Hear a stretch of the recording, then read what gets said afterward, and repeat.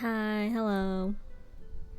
Let me know if the audio is okay, because I made that VOD channel, and it sounded kind of quiet, but I honestly don't know. So, anyways, I feel kind of discouraged after work today, but we're gonna play the game, and we're gonna forget about real life for a bit, and instead be depressed about fictional people's lives. Continue. But what happened? Yes, I think I remember.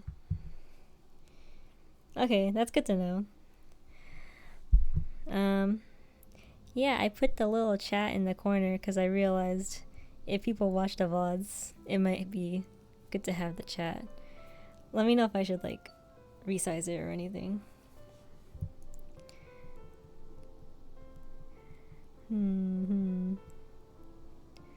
I think we are reading this one next time.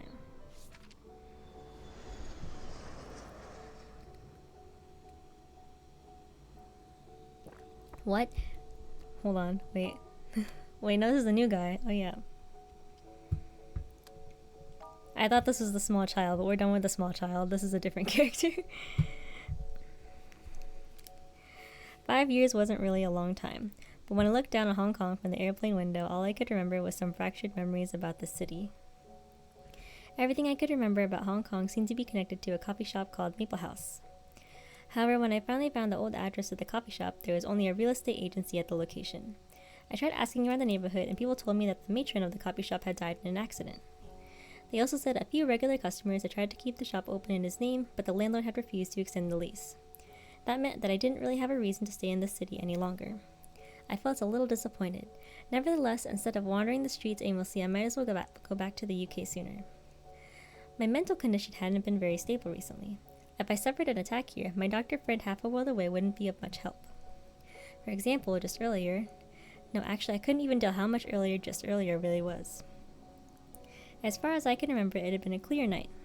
I was walking out of the alley in front of the coffee shop while I pulled my blazer tight around myself. It was quite dark in the alley, except for the pale white moonlight shining down from above. I unintentionally looked up at the moon. Then, all of a sudden, I felt the moonlight getting wider and brighter, and it was almost blinding. After a deafening moment of buzzing in my ears, I blacked out. When I woke up, I found myself lying in the bed of the hotel room I had booked. On the other side of the same bed, another man with a scruffy face and long hair was lying down, snoring loudly with no inhibitions. He passed out and woke up next to some guy in a hotel room. Who was this man? Had he brought me back here? How would he even know that I had been staying here? I nervously rummaged through his luggage. Besides a camera and some daily necessities, I also found a passport and a work ID. Apparently, he was a policeman from Korea. Maybe he was a tourist. Who? Perhaps he was just a good Samaritan who had decided to return the lost item he had found by the road. After I calmed myself down, I realized that I was still wearing the same clothes as before I had left. The wrinkles on my clothes and the germs in the bed, the germs in the bed from the other man were both making me feel quite uneasy. Okay, in any case, I couldn't call for room service before he left, so I decided to get changed first. I changed into my clean clothes and walked into the main room. I sat down and sunk deep into the soft couch. The digital clock on the table said that it was almost 10 p.m. on Tuesday night. I decided to think about something before the man woke up. I used to want to become a doctor, but I never did. The reason was that while I had been studying for the qualification, I discovered that I had a serious condition. It was called selective cognitive dissonance. Huh? I was a hereditary disease. A person who suffered from this disease would selectively manipulate their own memories about people and events based on their own psychological cognition. Is this the child from before? Simply put, their own brain would tamper with their memories without their realizing it.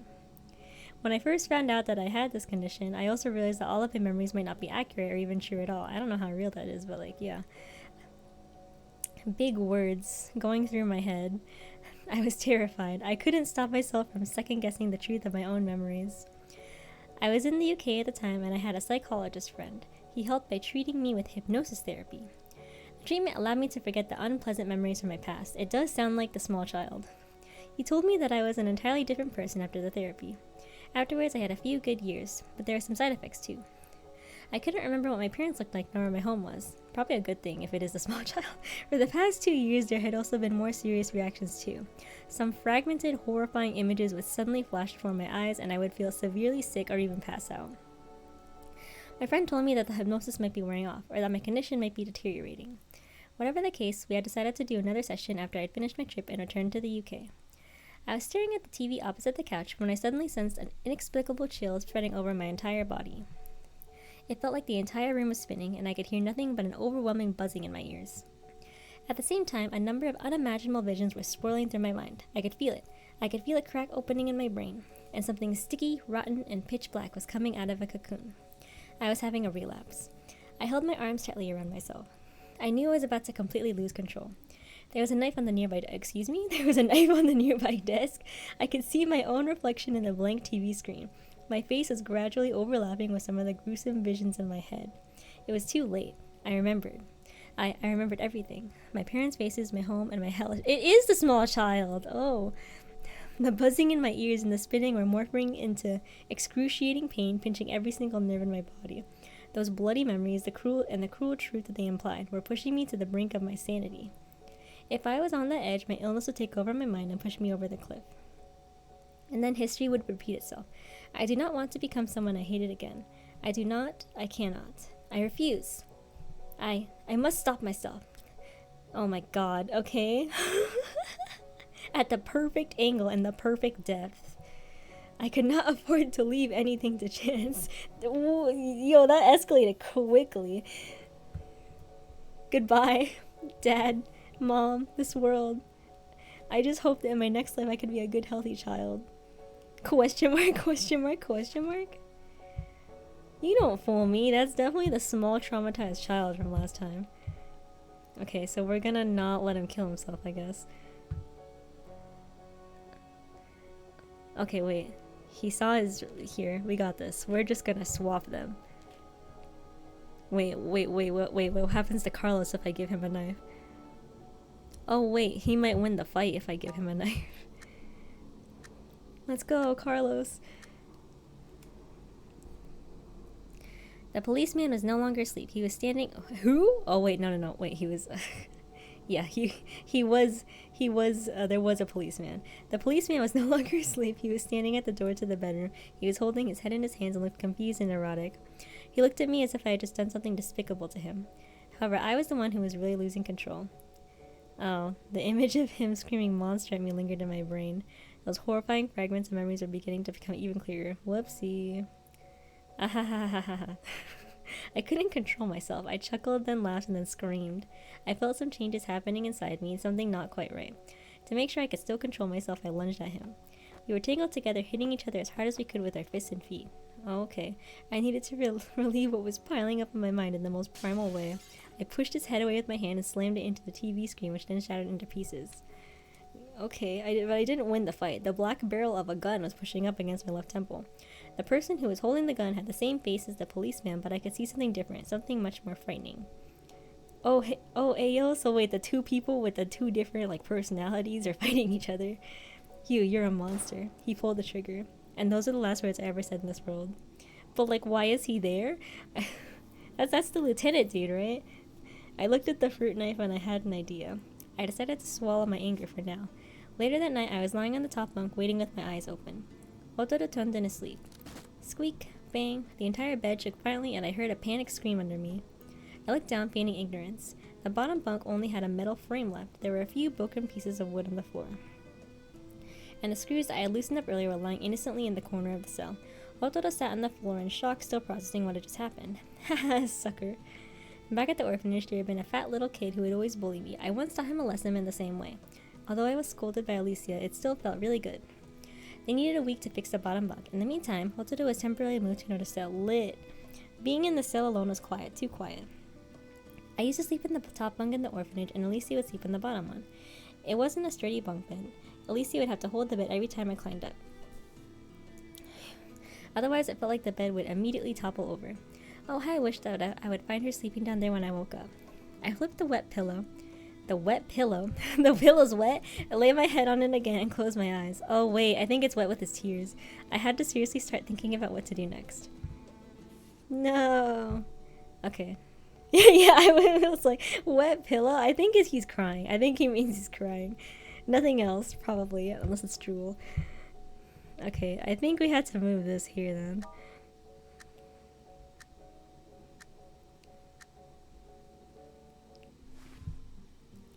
I angrily dragged him off the bed. I grabbed the knife. Oh, what? I grabbed the knife on the desk and held it against his pale and tender neck. Wait, that's not. I peered of cards clasped and they scattered all over the floor. The air in the cell seemed to have suddenly frozen. I just wanted to scare him, and surprisingly it worked. Hosoda said he would give me my money back the next day. However, on the next day, not only did I not see a penny of my money, I was moved into another cell. Since then, I would often find my food tickets gone. Oh, that is a novel. Okay. Food ticket, face value tickets, exchange for food. You can exchange them. Huh, okay. Simple. Or my uniform thrown in the toilet, stained with filthy things. But my new cellmate was a huge meathead. I didn't dare to complain to anyone about him. Holt had never returned my money, but somehow I found myself missing him a little. Damn. This one has to be S. I could see my own reflection in a blank TV screen, blah blah blah blah. Okay.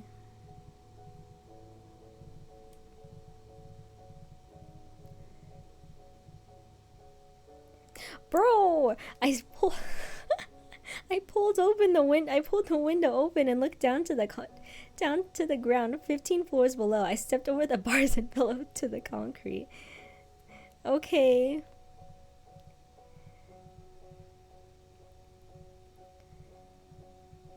God damn, anyways. A little less violent than the... Yeah. I once played this like BLVN called... What's it called? Hashihime? I love that one. But you have to like save the main character's like childhood friend from killing himself, and I swear we time looped like 10 times. So I had to see him die 10 times. Okay. What is this? So maybe... This is the problem. It has to be the order. I don't remember what I did last time. Okay, mystery die. So I put it over. Maybe we try over here. Wait, that's what I did before. Yeah, no, wait. We'll try it before. Yippee.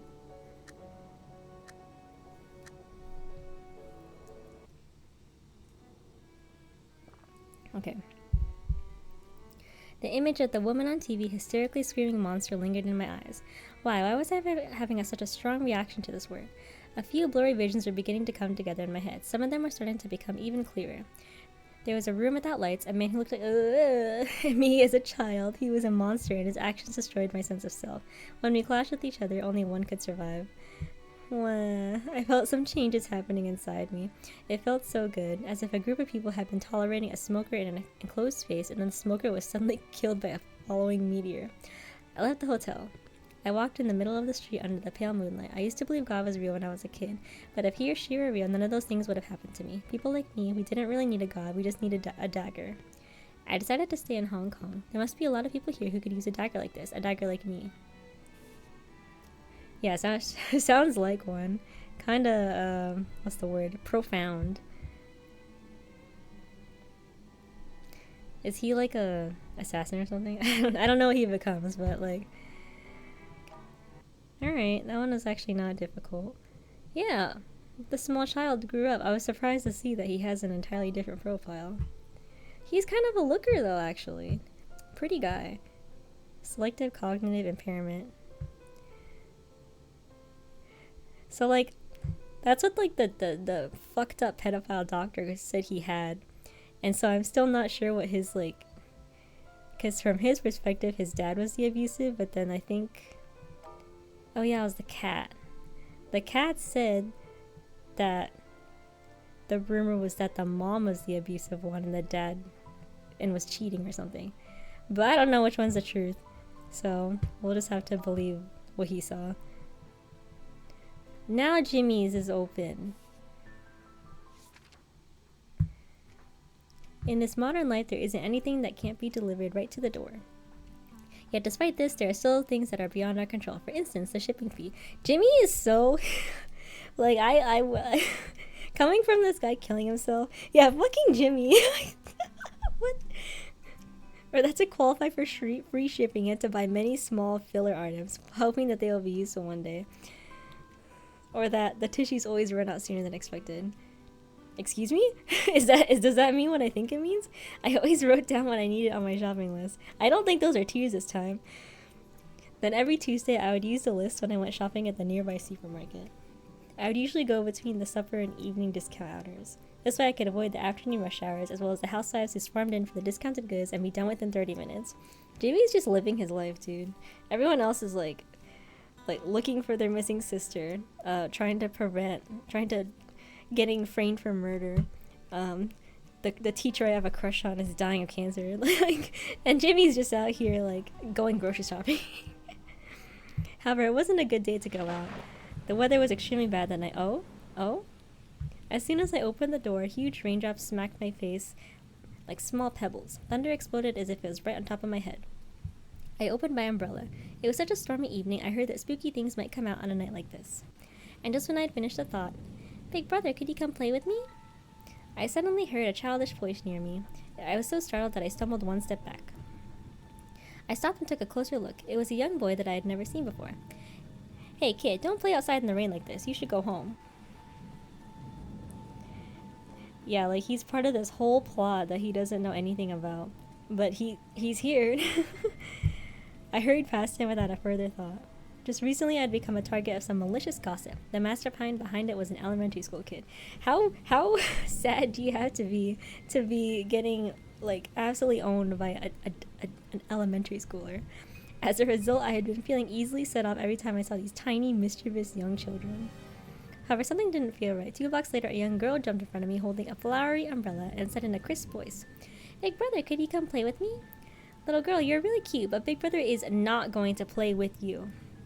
"Leave me alone, all you cute boys and cute girls. I am not in the mood." I held the umbrella lower and kept walking. However, I then mysteriously ran into several more children of similar ages, although all of them were wearing different clothes. Yet they all looked at me with an identical innocent smile and said exactly the same thing. It was so freaky. I was almost walking as fast as an Olympic race walker. Just a little further. Once I turned around that corner, I would be at the supermarket. Bump! I bumped right into someone, fell to the ground, and my umbrella slipped out of my hand. It wasn't a kid this time, but someone who was very skinny. I couldn't see anything but a dark figure. I'm squinting. It almost looks like Jimmy, but cooler. But that's probably not. The thunder kept booming in the clouds. Suddenly, a blinding bolt of lightning flashed across the sky and almost lit up the entire gray city. The person was covered from head to toe in dark clothes underneath a clear raincoat. His face was mostly hidden behind a mask. I could only see a pair of ice-cold eyes that were glimmering from the flash of lightning. I felt a chill climb up my spine. "Big brother." Muffled voice came out behind the mask. I couldn't tell whether it belonged to a woman or a man, but I knew it was the most terrifying voice I had ever heard. "Could you come play with me?" I climbed up off the ground, turned around, and ran as fast as I could, without even picking up the umbrella. And yet, I heard footsteps following behind me with exactly the same pace as mine, and laughter. Guy's getting haunted. Who is that? Why are they chasing me? What does it want with me? The thoughts kept getting scarier and scarier in my head. I tried to shut them out and just kept running. But no matter how fast or how far I ran, the footsteps and the laughter was still right behind me. My mother had always complained that I never exercised. She said that if I ever ran into a bad guy, I would be dead because I would be running too slow. Honestly, me too. Mother, I promise I'll never fail to listen to you ever again. My legs were getting heavier and heavier, and the footsteps behind me were getting closer and closer. Suddenly, my left hand was firmly grasped. I turned around in utter terror and gazed right back into those cold eyes once again. There was no way that those eyes could belong to a normal human being. The dark figure grabbed my wrist tightly and with a strength that was way too powerful for its skinny frame. It then covered my nose and mouth with a damp cloth. A tide of exhaustion suddenly washed over me. Everything went dark. I passed out. When I woke up, I realized that I couldn't move. Wait, why was I tied to a table with my... Oh, what's happening? Oh, Jimmy's finally getting his tragedy, dude. And where had my... Oh, what? I heard his chilling voice right next to my ear. The masked person had a shiny scalpel in one of his hands this time. He kept brushing the back of the cold scalpel over my thighs. In his other hand, he was holding the gossip newspaper that had a picture of my butt. I heard you like little boys' lollipops. What? What the hell? I tried to protest, but my body felt as heavy as a piece of cast iron, and the only sound I could make were some random noises. Wait, is this who I think it is? Actually, I like them too. No, maybe not. What? I saw a silver reflection flash through the air. The pain... Oh, I'm sorry, Jimmy. It looked like warm red liquid splashed all over my body. The only thought I had before I completely lost consciousness was, damn, I shouldn't have gone out. Damn, Jimmy finally got his tragedy, dude. I'm not sure if it is him, but it could be the small child. The mountain was called Shuangla Mountain. The name meant a mountain with 2 dragons. In weather like this, one could see the most beautiful rainbow on the mountain when the rain stopped. The rain was beating down in the bus window. It washed the view outside into a blur. The only thing recognizable was the blurry greenish mountain that was getting closer and closer. She's visiting the mountain. He's got cancer, stomach cancer, late stage. He's got cancer, stomach cancer, late stage. He's like double your age. I know you care about him, but those feelings better not be romantic. Miss Yang's words kept echoing in my head. Why didn't he tell me? Why would he just leave me like this in secret? I thought that we were at least friends. Yeah, once again I had been left all alone. At the foot of the mountain, the ranger told me that hiking had been temporarily suspended due to a high probability of mudslides. Oh, I managed to sneak past him when he wasn't paying attention. Oh, I don't feel good about that. I was hiking up one step at a time along the wet and slippery steps. My school uniform had gotten soaked inside and out. My shoes were covered in mud. I looked up. I was maybe 100 meters away from the summit. No, it should only be 50 meters. A gust of wind at the mountaintop blew me off balance. I was blown over like a young, weak, and small tree. I rolled down the steps along with the mud and rocks. I tried to grab onto anything I could touch, the trees, the grass, but they all snapped. I was rolling down faster and faster. I felt myself leaving solid ground. I was flying. And I saw the valley beneath me. I pulled the pen out of my pocket and stabbed forward with it as hard as I could. A murky torrent of mud and rocks rushed down from up the mountain. I somehow stuck the pen into the cracks among the rocks in the cliff, but the torrent was too powerful. I felt weightless. I'd never done bungee jumping before. I imagined it would probably feel something like this. I was falling. I kept falling. After what had felt like an eternity, my body finally touched the ground. I could feel something sticky coming out of my nose and my ears. It hurt so bad. Bro, so why is everyone dying? I never thought this would be the end of me. I didn't want it to end like this. There were so many things I hadn't told them yet. How many times have I seen that line of dialogue? She keeps dying and I keep having to save her. When is she, you know what? I hope you do confess.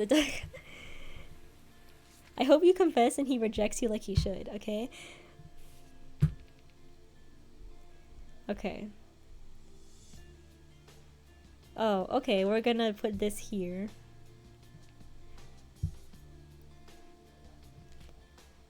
Maybe she falls and somebody saves her.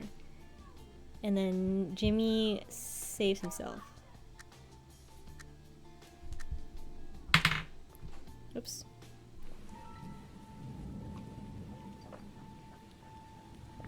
Damn, okay, we're gonna make a mudslide in Jimmy's story then. The crazed look in his eyes seemed to get even more tense. He looked extremely excited. Masochist? I fell to the ground in terror. I was screwed. I had run into a real psychopath. The masked person covered my nose and mouth with a damn cloth. Okay, well, this is the same dialogue.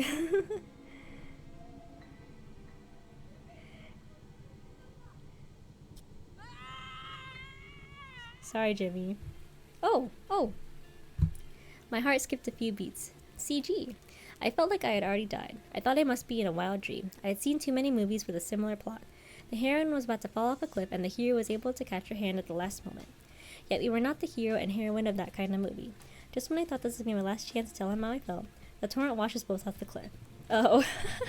Sorry. Our hands lost hold of each other's grips. We were too far away to hear what we were yelling at each other. I suppose I didn't even deserve this one last chance. I was falling. I kept falling. Okay.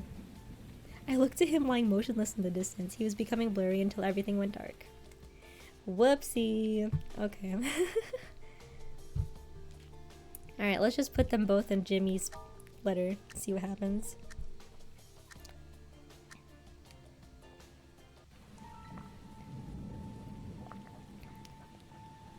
I don't know what to do about Jimmy, man.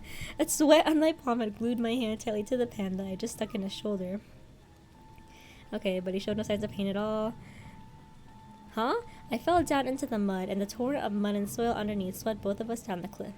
The mud and soil kept splashing onto my face and into my nose. I was beginning to have trouble breathing. Okay. Oh, okay, wait, no. When I woke up, I realized I was in a hospital. I couldn't move at all. My entire body had been wrapped up like a mummy.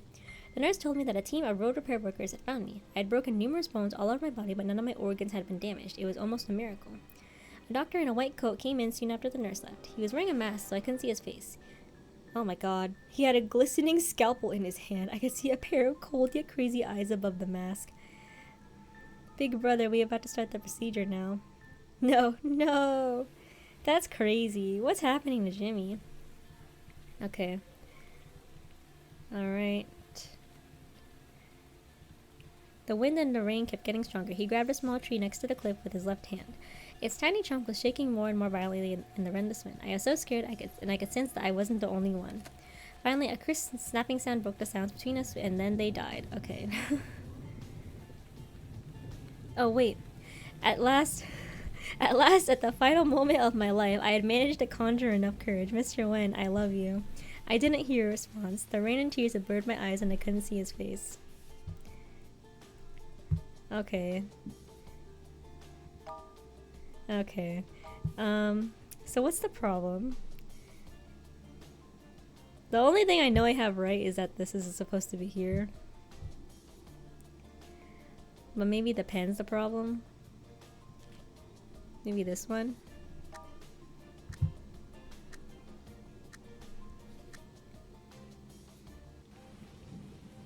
Oh, the music changed. I'm not sure how I found the strength, but I stepped forward at the last moment. I could feel my heel just miss the sliding mud. A torrent of mud was falling off of the slope by the hilly roadside. A landslide? The mud and soil underneath the masked person suddenly began to move rapidly, as if they had just been awoken by the thunderous explosion in the sky.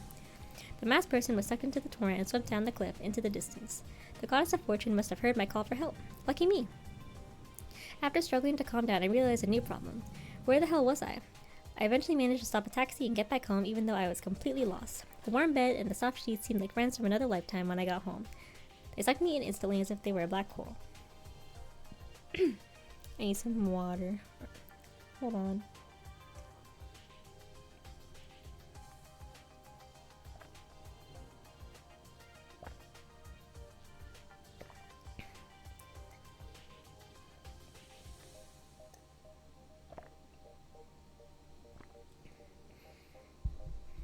I made myself some chamomile tea because it makes me feel better when I feel emotionally unwell.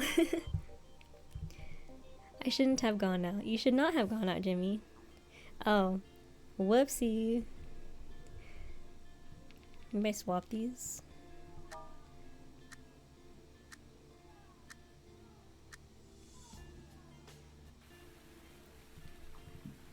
I think this is better. The heron was about to fall off a cliff, and the hero was able to catch her hand at the last moment. Then she would cut his hand with something and say, "Let go of me or I'll drag you down too." However, I was no heroine. The blood was being washed away by the rain. I floated onto my hand and dropped onto my face. I stuck the pen into the back of his hand. You stuck the pen into the back of his hand? But it had been blown away by the heavy wind. This wasn't a movie. I would drag him down, I definitely would. But I didn't have the courage to tell him to let go of me. I was such a coward. Hold on, keep your eyes on me. He held me even tighter. The rain and tears had blurred my eyes. I couldn't see his face. I'm sorry, I'm so scared. I was so scared of being left alone. Miraculously, he seemed to have heard my thoughts. Don't be scared. I would never leave you alone, ever. He grabbed the tree next to him with his left hand and leaned back. The tree was already bending at a dangerous angle. My body was jerked upwards. The little tree snapped in half. At that same instant, he pulled me into his broad chest. He locked me in his strong arms. Okay. Broad chest, strong arms. Okay. I felt a warmth that I hadn't felt in a long time. I couldn't think of anything to say. He didn't say anything either. Or maybe he did say something, but it was drowned out by the rain and I couldn't hear it. Okay. Yeah, I guess that this the student-teacher thing is happening now. What's up? 2 letters. Oh! It's been a while since we've heard from him. Okay, Jimmy. Okay, Jimmy, what's up? Is he okay? I reached out for my Sir Spotty body pillow, but it wasn't there. I shook my dizzy head and sat up on my bed, trying to remember what had happened last night. I had been chased by a strange masked person on my way to the supermarket. The man seemed determined to kill me. I finally got away thanks to a landslide just off the road. Oh my god, my voice.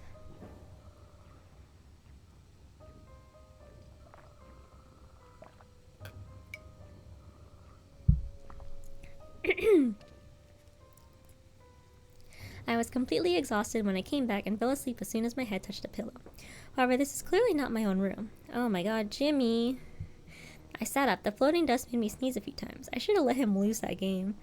Cause then the kid made that like fake article about him and now someone thinks he's a pedophile. I turned around and saw that there was a clearly human-shaped mark on this old sofa bed. The rest of it was all covered with dust. With dust? Some of the furniture was covered with cloth and messily arranged in the corner. There was no windows in the room, only a locked gate. I appeared to be in a warehouse. The only source of light was a dim desk lamp on a wooden table that had one leg shorter than the others. There was also an hourglass and a used syringe on the uneven tabletop. A note was placed under the hourglass. You were pretty lucky yesterday, but can you still find the key to your fortune today? This time the game is timed, so please be aware of your time limit. If it's game over for you, I'll be very sad. Guy is in a death game. Smiley face. The note was signed with a smiley face. Now that I think about it, Jimmy hasn't been writing his stupid emoticons in the letters anymore. I kind of miss them. No, this was not just a smiley face. This was Pi? The infamous psycho serial killer Pi. Who? 2 years ago, an extremely bizarre murder case had taken over the news for a while. A 30-something-year-old man died in the bathtub of his own house. To be more accurate, he didn't die there. His body was placed there. All 24 pieces of it, each of them meticulously sliced. The blood had been drained and the entire bathroom was totally spotless, as if it had just been cleaned by specially trained crew. The only clue left at the scene was a smiley face drawn with a marker on one piece of his body. Even more bizarre, the man was a divorced father who had been living with his 10-year-old son. After his death, the son told the police that he had been abused by his father multiple times. In fact, he claimed that he remembered the exact number of times it had happened, 24 times. Wow, that's crazy. Was it just a coincidence? Was the smiley face killer some kind of a vengeful angel of justice? The media started to spin the story, adding their own imagination and speculation. For a while, all kinds of articles about justice and evil were all over both legitimate and gossip newspapers alike.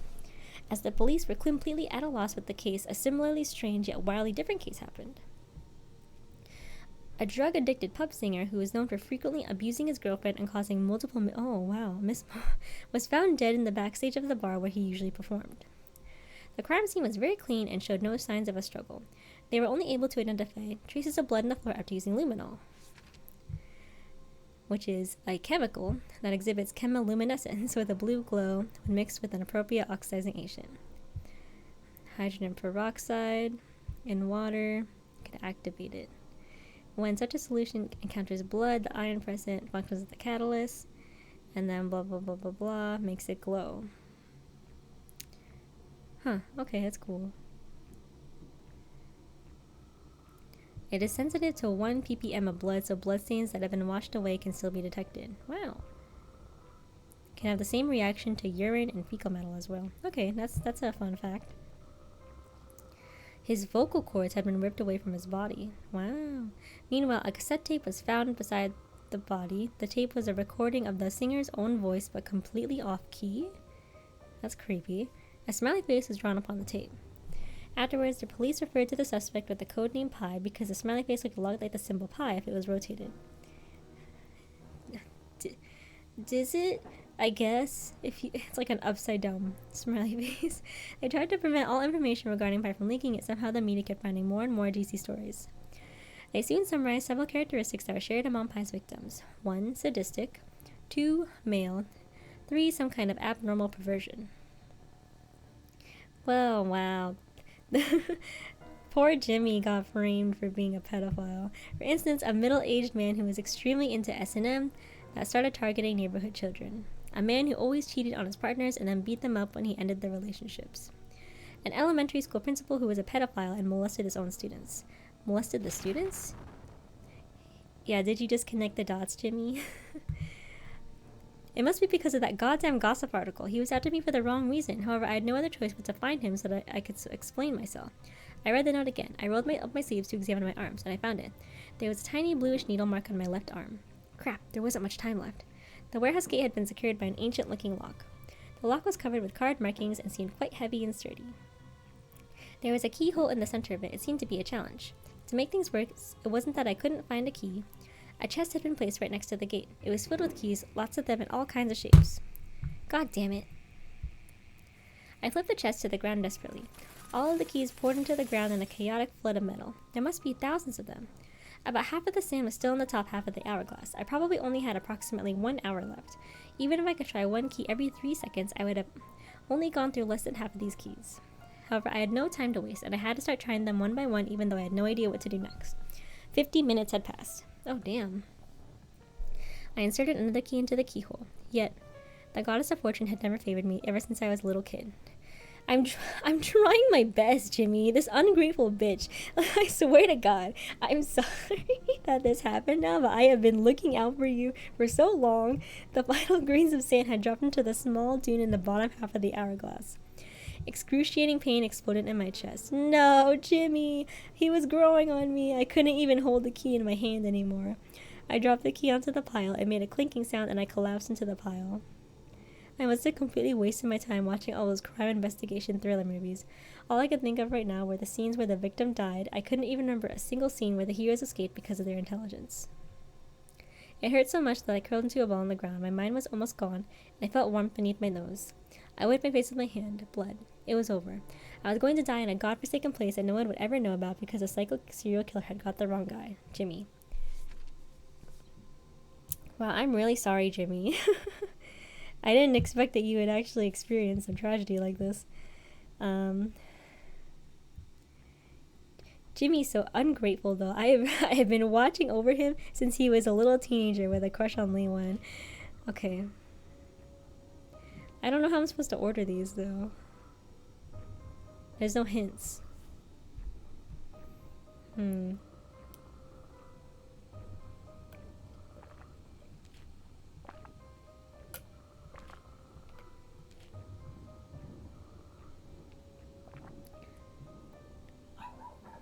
Maybe like this.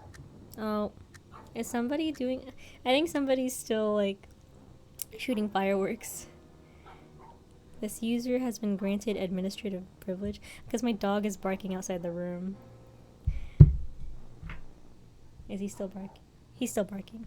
I will be right back. I'm gonna go check on him.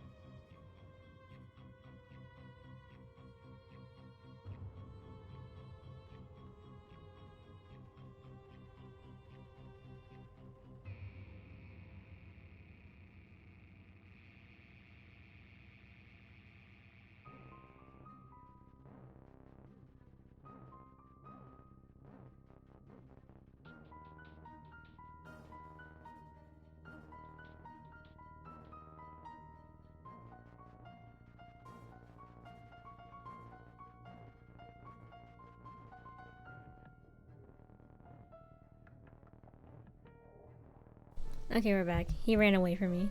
He's fine. After 50 minutes, I finally cracked the administrator password. The lock was actually an electric lock that just looked like a mechanical one. It was connected wirelessly. Oh my god. Wait, hold on. I don't think I got rid of the BRB. There you go. It was connected wirelessly to a remote server named Lock of Luck through a nearby router. The server was the real Key of Luck. The program that controlled the lock had been set to unlock it when there had been 2,000 attempts with any key. However, no one in this fucking world could do it 2,000 times in an hour. That bastard almost had me fooled. I spent a little more time changing the 2,000 to 1 in the program and re-executed the program. Now all I had to do was try it one more time and I could finally get out. However, just when I was about to insert the key into the hole, oh, he ran out of time.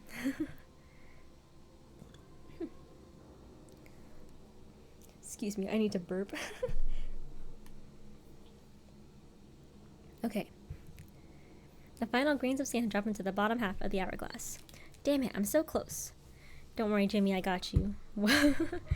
I am favoring you. Hold on.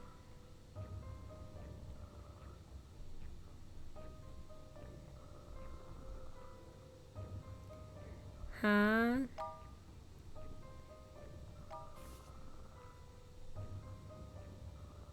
Does this like soundtrack come with like a snoring sound? Because I feel like I hear snoring in this like background music.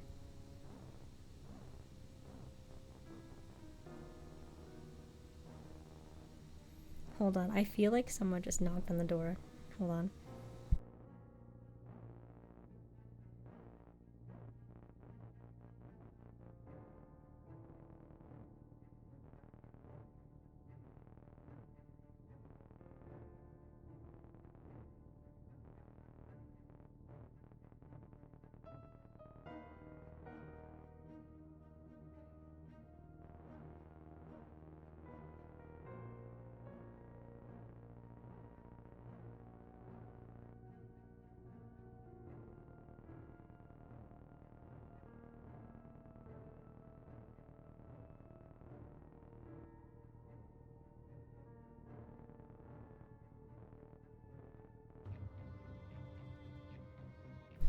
Okay, I wasn't hearing things. It was my dad trying to get me to get my dog.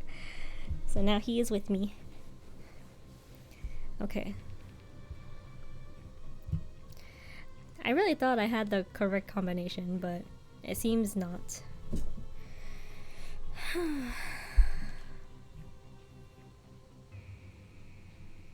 Swap?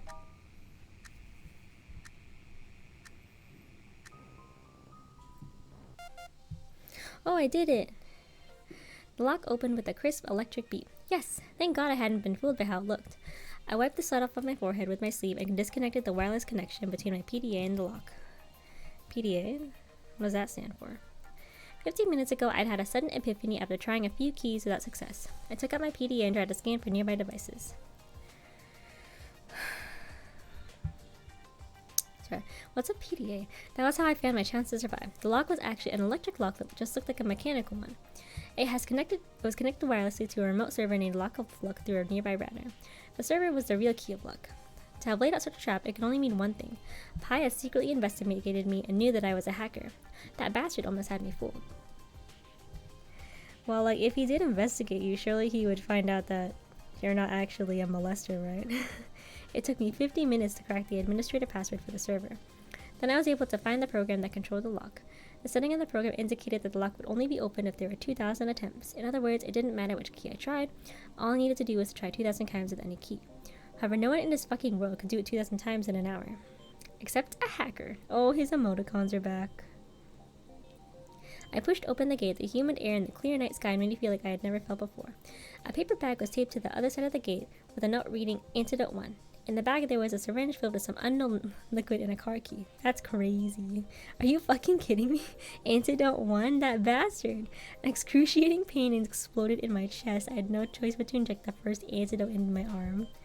I had to keep going. I had to find him. I struggled to stand up, sweat all over my body, and pressed the button on the key fob. A beeping sound came from a car not too far away. The headlights blinked twice. Yo, it's kind of fucked up, but Jimmy is kind of getting his main character arc now. He's no longer just a silly little guy. I mean, he is a silly little guy, but he's getting more shit to do. Oh, there's another letter. There's one. Jumanji? Yeah, he is getting his main character arc. Alright, let's check on this guy. The rain kept pouring down with no sign of stopping anytime soon. I carriedly went on my back to the ranger's cabin on top of the hill. She had already fallen asleep. Due to the danger of a potential landslide, the park rangers had evacuated earlier. Why are you here? I laid her down on the only bed in the cabin and tried to cover her up with some sheets. Yet I noticed something strange. I felt her forehead. It was a little too warm. Fortunately for us, there was some medicine and a few bottles of water in the cabinets. I tried to get her to take the pills. She leaned on my shoulder and mumbled half-consciously in her dream, and then I heard her say, "Father." I walked to the door and sat on the steps while staring at the rain. I had planned to travel to some new place where no one would know me and spend my final days there. I had even asked Yang Ying to watch over this kid on my behalf. I thought that I could let this all go. Yet the gods had made me run into her again here. God, haven't you told me enough? When will you stop? Bro, I don't know. Yang Yin had mentioned that Li Wen's father was a painter, and that he had passed away due to a heart problem. He sounded just like me. Was that why she had been so close to me? If so, what about how I felt about her? I'm gonna have a breakdown over this, dude. Ever since she had first come into my life, I had been paying extra attention to her. At first I thought it was just out of curiosity, but lately that feeling seemed to have evolved in some way. When I had been in the hospital, I would often catch myself thinking about her without realizing it. It's mutual! I kept telling myself that it would never happen. After all, there had only been one person in my heart. The first day after I had gotten out of the hospital and gone back to school, I didn't see her in my class. During my lectures, I kept losing my thoughts, until I saw her passed out at the back door of the classroom. I had no time to worry about other people staring at us. I carried her out of the school, but I couldn't get a cab. I had to run all the way to the hospital with her on my back. Maybe that was the moment when I started feeling something more. Or maybe it had been even earlier. When our pictures had been posted in the school forum, I had intentionally avoided her. When I walked past her, I knew she was staring at me, and I felt like the most horrible and stupid person in the entire world. So that might have been the moment, but maybe not. It wasn't. No. I shouldn't even be thinking about all this. She and I, it was never going to happen. The night kept getting darker and darker. The rain kept falling, and I was still sitting at the doorstep. I felt like I was dissolving into the rain and the night. I suddenly heard someone calling me from behind. She sat herself up on the bed, but looked away a second when she saw my eyes. "Mr. Wen, I've always liked you." I stood there, thinking that I must have heard it wrong. "I'm sorry, I know I shouldn't have said it. You're my teacher, and I must have made you very uncomfortable. But I couldn't hold it in any longer. If I don't tell you, I feel like I'm going to lose my mind. I'm sorry, Mr. Wen. I'm so sorry." Her hands were clenching the sheets tightly. Well, she finally got to confess, huh? I want to be with you. I pushed her. She began crying and ran towards the door. She just ran into the... Wait, you let her run away? Excuse me? It's raining and it's dangerous outside and you let her run away? By the time I realized I could not see her anymore, earlier, after hesitating for what felt like forever, I had told her the cruelest thing. "I'm sorry, I can't be with you." Wait, why'd you push her, though? Oh, wait, maybe she was, like, clinging to him? I don't know. I'm confused. I remembered her expression when I had pushed her to the ground. She must have thought that I had been disgusted by her. But how could I ever feel that about her? The only person that had been disgusting was me. I was so scared. I had no idea what I would mean to her if I crossed that line. Her lover? Her father? Or just a pathetic, dying cancer patient? Her father. The fact that he said that. I held my plasma and began aimlessly searching for her in the rain. I almost slipped a dozen times. And when I realized that she might have slipped and fallen down, I hated myself even more. Before I knew it, it was daylight. The rain had finally stopped, and the sun had come out. The first ray of sunlight broke through the clouds and sprinkled upon her body lying in the valley. Yeah, okay. She was so calm, so beautiful, and so still. She was not even breathing. I held her cold body in my arms. I felt like I had lost the whole world again. I'm gonna have an aneurysm. What is this? Bro, okay. We're really pushing it, huh? This guy's... I don't... Okay. Oh. Whoops. It's our... July 4th... July 4th is over. What the heck? Stop shooting fireworks.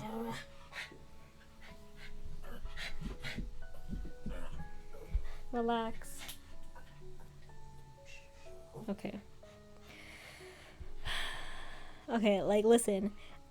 I read a lot of BL. I'm, like, pretty okay with, like, age gaps generally. But, like, it's grosser the younger one of them is. And, like, Leiwen's, like, a child in my eyes. This guy is, like, double her age. It's, like, not... I'm not vibing with it. But I'll let it slide because of the tragedy.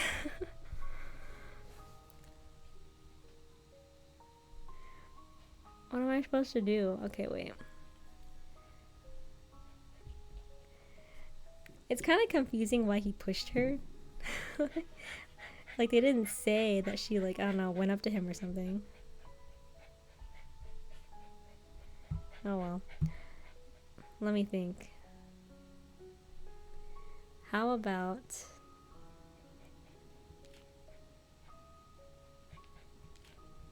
I have no idea.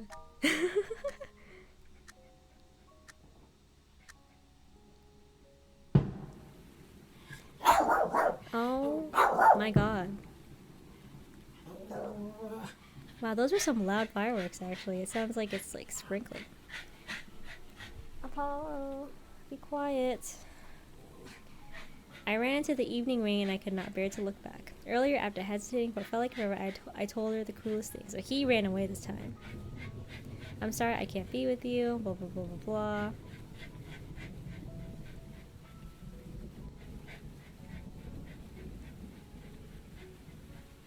I had walked past 2 slopes. I found myself arriving at the spot where I had spread the ashes of my fiancé. You spread the ashes of your fiancé on this mountain? I hadn't even realized I had been going this way. Damn, bro. We had seen the most beautiful rainbow in the world here together once. Honey, I'm so sorry. Man, the freezing rain kept falling on me. It seemed to be getting even heavier. She wouldn't be out looking for me, would she?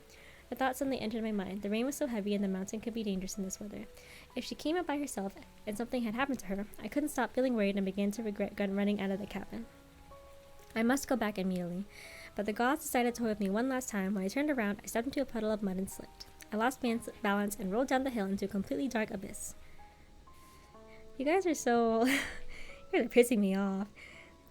I don't care how awkward it is. It's clearly dangerous outside, so you guys should not be running out in the rain.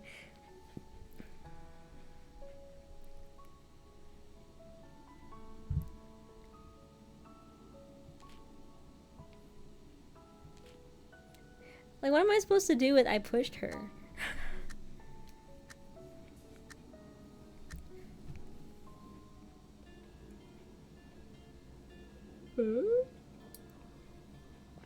Hold on, the music is different. I couldn't simply ignore her existence any longer, and I couldn't ignore my true feelings either. I'm gonna break down. She was so pure, so kind. She was a gift from God. I didn't want to hurt her, but I couldn't help myself anymore. I'm gonna have an aneurysm. I don't even feel like showing this. Hold on. I'm not gonna show this anymore. You don't get to see the rest of that. I will narrate it for you though. Oh my god.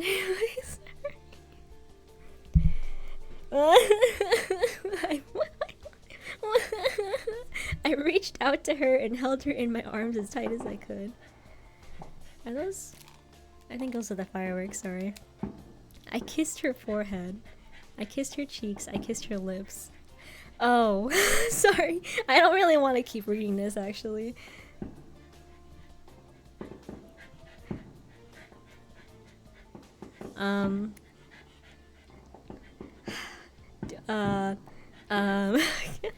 I'm debating if I should read this out loud or not.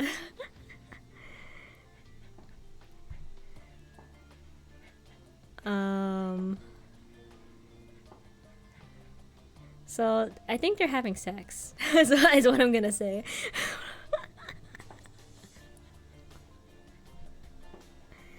Okay. All right. I'm gonna put it back up. Oh my god. Is it too late to stop playing this game? The rain had finally stopped and the sun had come out. The first ray of sunlight came through the window and fell upon her long, soft hair. I gently kissed her forehead. The rest of my life belonged to you now, and I would live it well for you. Okay, I guess you only live once, man. I'm in shock. I didn't want it. It was doomed. It was doomed from the start. It was gonna... Okay, sorry. I need a moment. My god. This whole time I was like not having good vibes about it, and now that it's actually come true, Like we don't have to make every single wish come true, but I suppose the alternative is death, so oh well.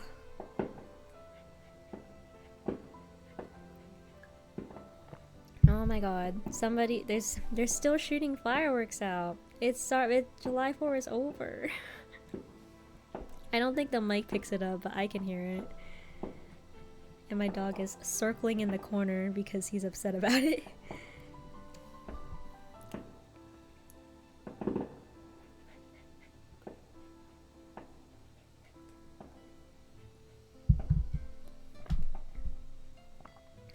My god. I'm like actually upset about that. Like I need this game to be over. I've been playing it for too long. I want to move on.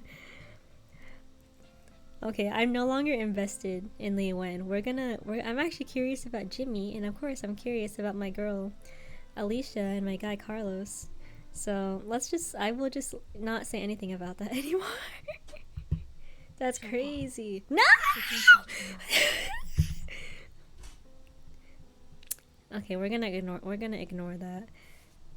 Jumanji. The antidote one you just injected will allow you to breathe for 2 more hours. I'm waiting for you at the location marked on the map. Smiley face. Some small letters had been written below, circled by some curls. Jumanji. I almost wanted to tear the map that he had left on the steering wheel into pieces. What's wrong with this psycho? Freaking Jumanji? Referencing such an old movie, he must be an ancient freak. And I don't even have a fucking driver's license. I banged my head in the steering wheel and let the horn scream out my frustration. Yet a few minutes later, not even a bird seemed to have been disturbed, not to mention any human neighbors that might have shown up to yell at me. Fine, it was just driving, right? I had seen it in the movies. I tried to recall the controls in all of the racing games. Oh, and scenes from Initial D, of course. I stepped on the brake, shifted the gear, and turned the ignition.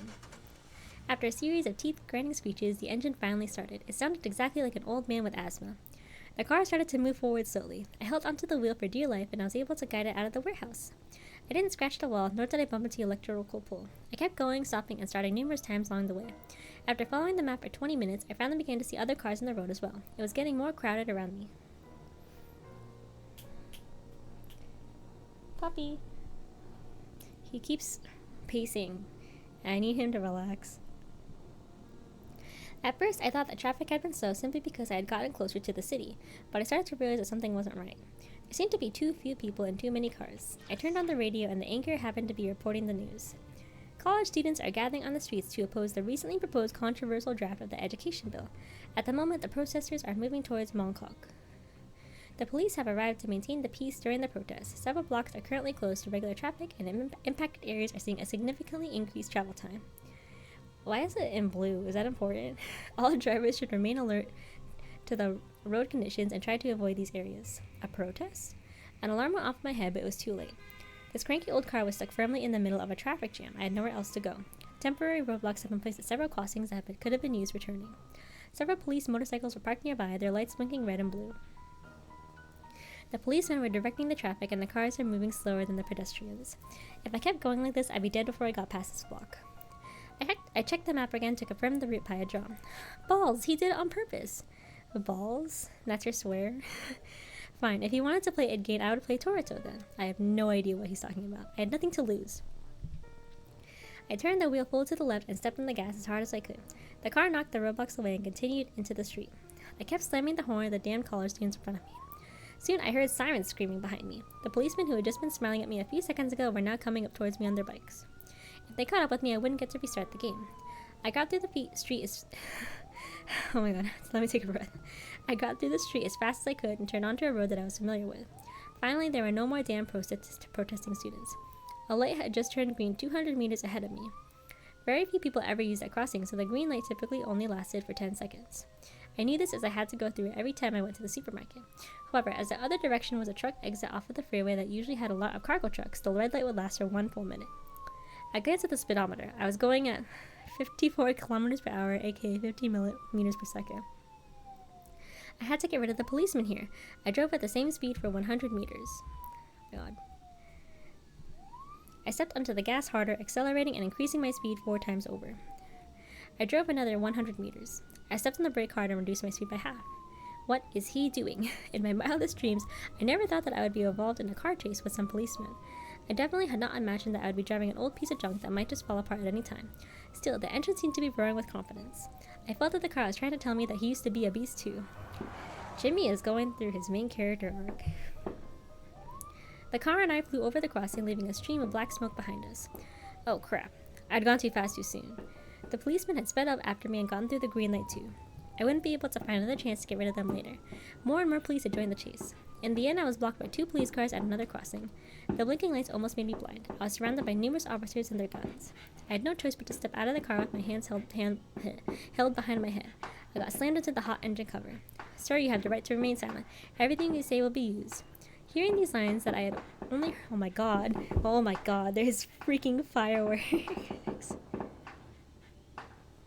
Hold on, let me check the window.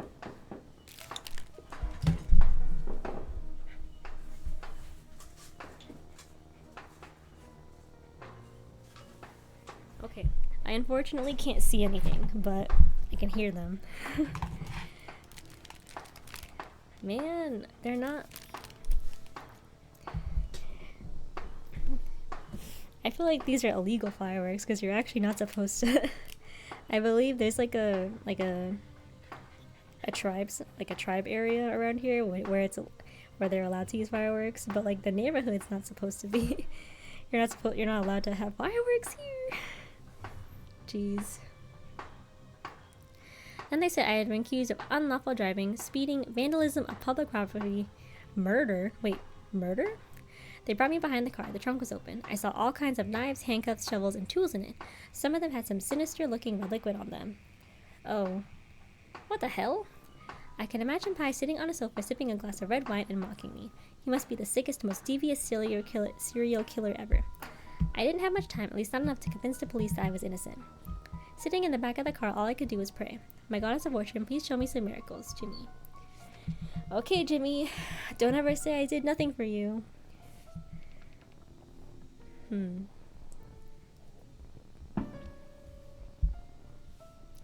I guess I have to swap these. Well, let's try swapping them first.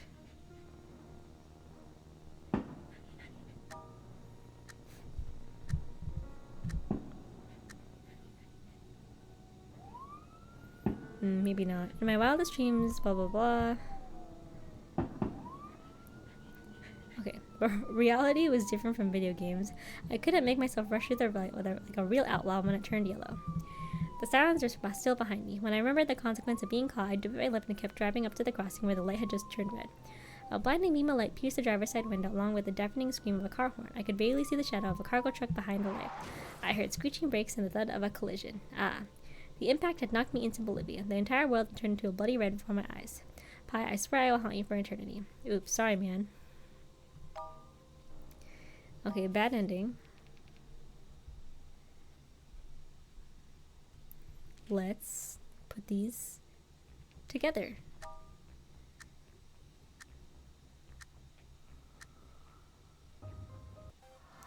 Yippee!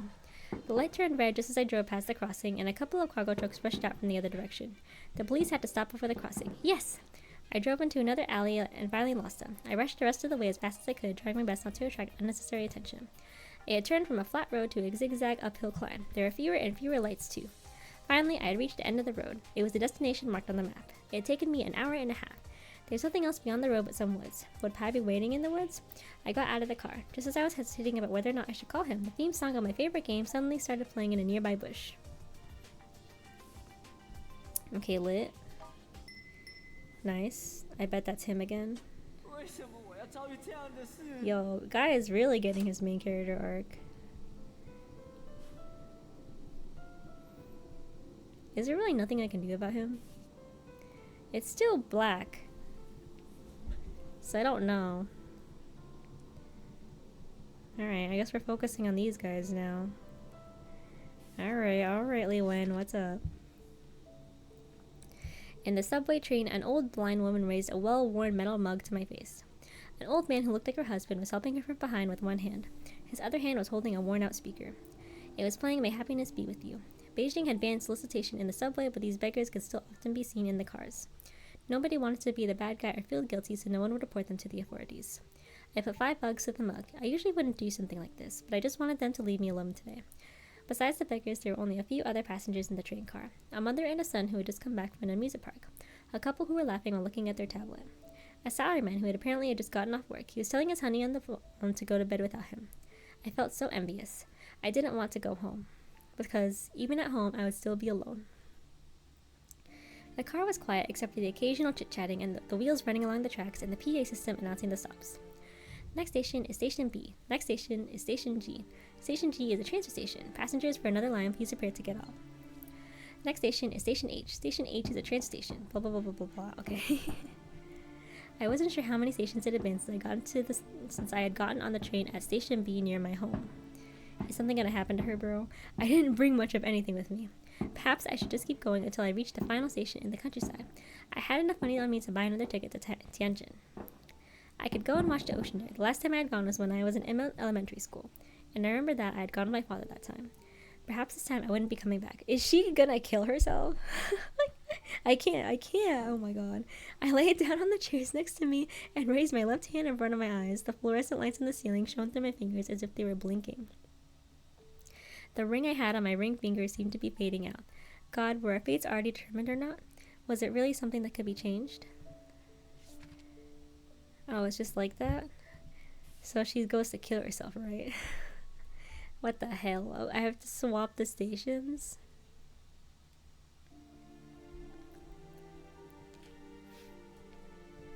Boop. Oh, I had a map? I didn't even bother checking. Oh my god. I just swapped them and was like, cool. Okay. I stayed in the station subways, changing from one line to another, hesitating. I finally decided to go home. It was already dark when I came out of Station B. It wasn't a highly populated neighborhood. The only reason he and I decided to live here was because the rent was cheaper. The grass was tall near the exit and the streetlights were a little dim. I walked down the street and watched my own shadow getting longer and longer. Suddenly, another shadow appeared next to mine. For a split second, I fantasized that it was his shadow. Oh my god. A wet cloth was put over my nose and mouth. It had a very strong smell. My brain stopped functioning. I was lost inside darkness. Wait, I completed her profile? What's up? At 23, robbed and murdered. Wait. So he died already or something? Because this is at 18 and then at 23.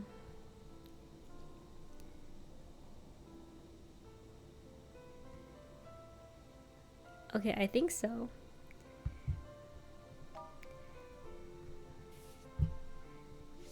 Okay, whatever. I'm still so like, oh my god. Anyways, am I supposed to send her somewhere? G is a transfer station. H is a transfer station. Then there's P and there's B.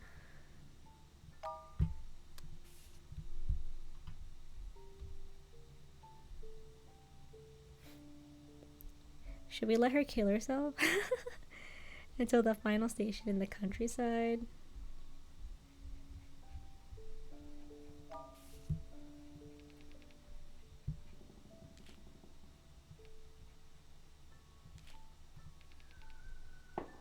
Okay, go to G.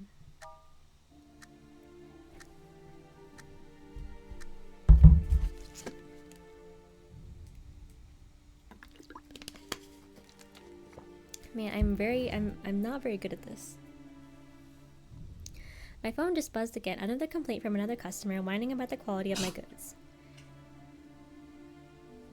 Oh please, what kind of quality do you expect from something that cost you $5? Goods? What goods do you have? What goods? What? I got off the train at a random station. I'd had enough. I didn't know how to keep living like this. There were very few people in the station. The next train was 5 minutes away. I stood there on the platform, completely still, for 5 minutes. Until the headlights of the train blinded me. I jumped up and landed on the railway. I learned one thing. Those movie scenes where a person gets hit by a train and then flies into the air were all lies. Okay, so she kills herself.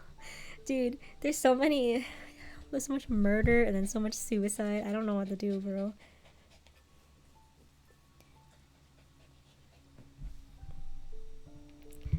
Okay. I have not tried Station H. Shit. Okay. What the hell am I supposed to do then? Oh my god.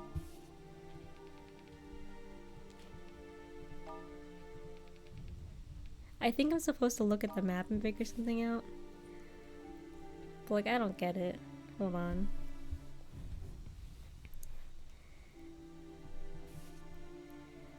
So P, we have H, P, B, and G. And B is where she lives.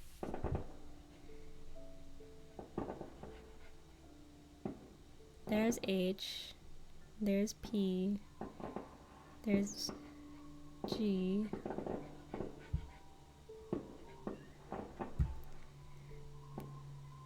There must be like an order it needs to be in, but I don't know.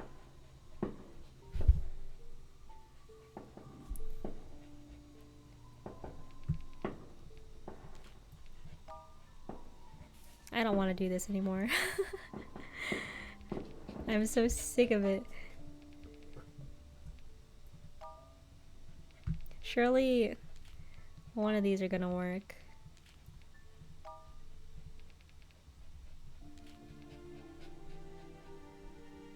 Oh, she can't go home because she gets murdered.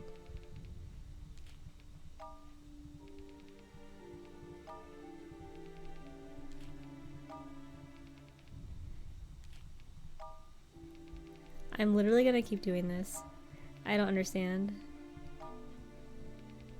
It's gotta be like one combination I'm missing.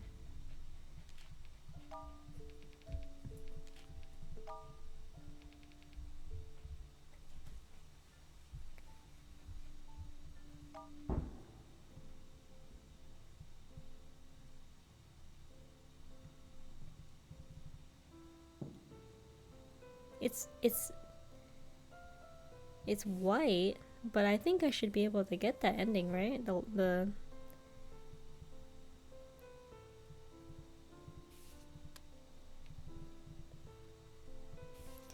This looks like time skip Lee when she's depressed after the guy dies. Oh, okay. Hold on. My dog wants to hang out. Okay, come here, boy. Come here. Okay, here he is. Oh.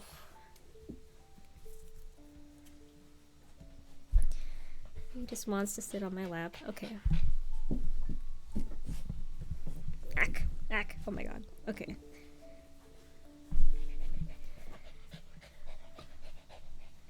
Okay, relax, relax, relax. Okay.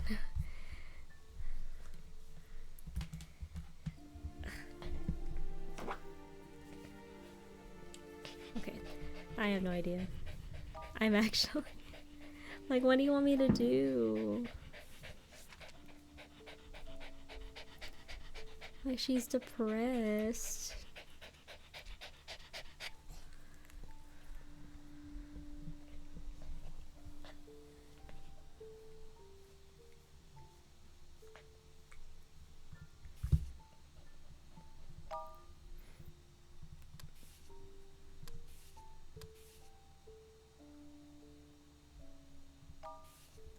I don't know.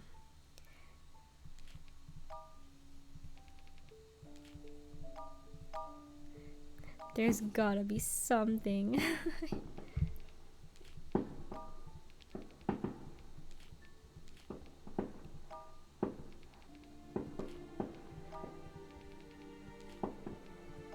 That's crazy. There's definitely one more ending though, so I don't understand.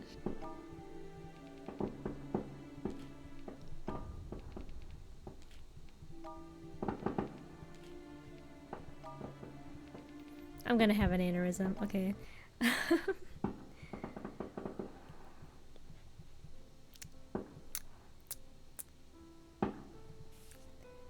What? It looks like I should be able to do this. Right?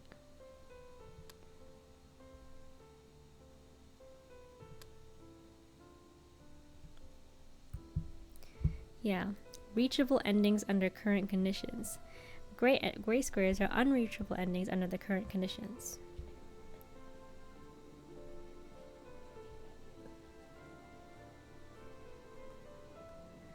Oh my god. What am I supposed to do about her? It's pink, which means I should be able to get it, but there's like...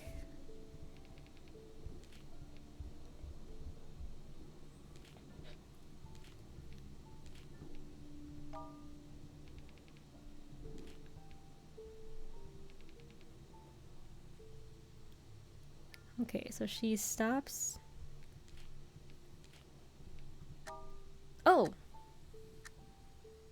What? So how come the other ones were wrong? Well, I finally got home. I went into the apartment carrying a full bag of random goods from the rural shopping mall. I have no idea. I have no idea what the deal was. The place was a mess. Toys and clothes that I still hadn't sold were everywhere. I washed my face, and then the 2 apples that were in my fridge. They were the only edible things in there. I took a bite from one of them and put the other one in front of a photo of Mr. Wen. Hey, how have you been? I'm doing well. I would say this to his photo every time I came back. Then I would pretend that he had responded and asked about my day, to which I would reply that I had been doing well. Bro died, dude. Even though it was a total lie. He'd had the surgery at the same time that I graduated high school. It was a success at first. However, during my freshman year in pre-med, things took a bad turn. The doctor said that cancer cells had spread. Without telling him, I took a leave of absence from the school to take care of him, and I started living with him. He was always cheerful in the beginning, assuring me that there were all kinds of new treatments available. I knew he was just trying to make me feel better. Okay. But I was still watching him getting weaker and weaker and losing the fight day by day. Cancer was a real monster. We were completely powerless against him. On the same day 3 years ago, he was gone and left me all by myself. I had applied to medical school because of him, but I lost all my will to continue after he passed away, so I dropped out of school and started working. Since I didn't have my college diploma, all that I could get was some random part-time jobs. I used the spare time to manage an online shop selling small, cheap goods. My earnings could barely cover my monthly rent. Sometimes I literally couldn't afford meals, and I had to shamelessly go and beg for help from Jing, who had only recently gotten a job after graduating from college. Sometimes I wondered if there was any point in living like this. The only things that kept me going were these precious memories of mine. I opened the glass doors of my cabinet. My notebook was on my right. It had all of the text messages between him and me. Girl was really down bad. She printed... Wait, it's her notebook. She wrote down or like printed or something. She noted down all the messages between them.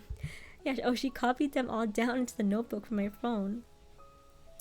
An artist collection book was right next to the notebook. He once took me to an exhibition for the artist. A photo album was placed to its left. I took the album out. It was the first photo in the album with the first photo in the album was the one with us in a coffee shop. I'm gonna be upset actually. I mean, cute, I guess. She's very cute, but like he's obviously so much older. That was the only one of us from before we were officially together. And we had taken many, many more afterwards. There was one with us at the New Year's Eve countdown, one with us at the festivals, one with him cooking, one with him sleeping, one with him going through chemo, one with him pacing in the hospital yard, and the last time with him smiling weakly at the camera. Damn. He seemed to have known that it would be the last memory he could ever leave me with. The timestamp said that it had been taken on March 26th, one day before my birthday. It had been the day before my 20th birthday.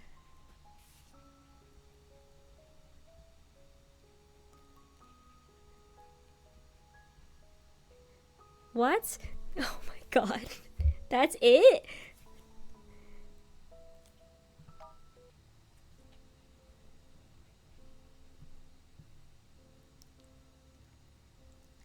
So, I'm taking suggestions for other games to play. I'm over it, man. I do like this game, but like, my god.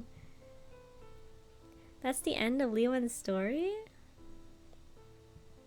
There's actually more letters from, Wen Xiaoren. But like oh my god, the fireworks, they're going again. Oh my god. The fact that it's white means that this is the last letter from her.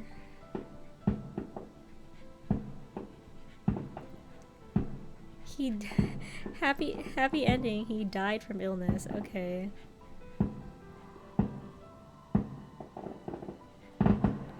Sorry, the fireworks are really loud. Oh my god. So I can't get this yet? Fucking no. Okay. I guess we'll check on Jimmy. I'm actually kind of invested in now. Wow, I don't know. I'm kind of disappointed. I'm not super into plots where, like, one of them dies from cancer or something. Like, man. You really, like, put me through so much turmoil about, like, a teenager getting with her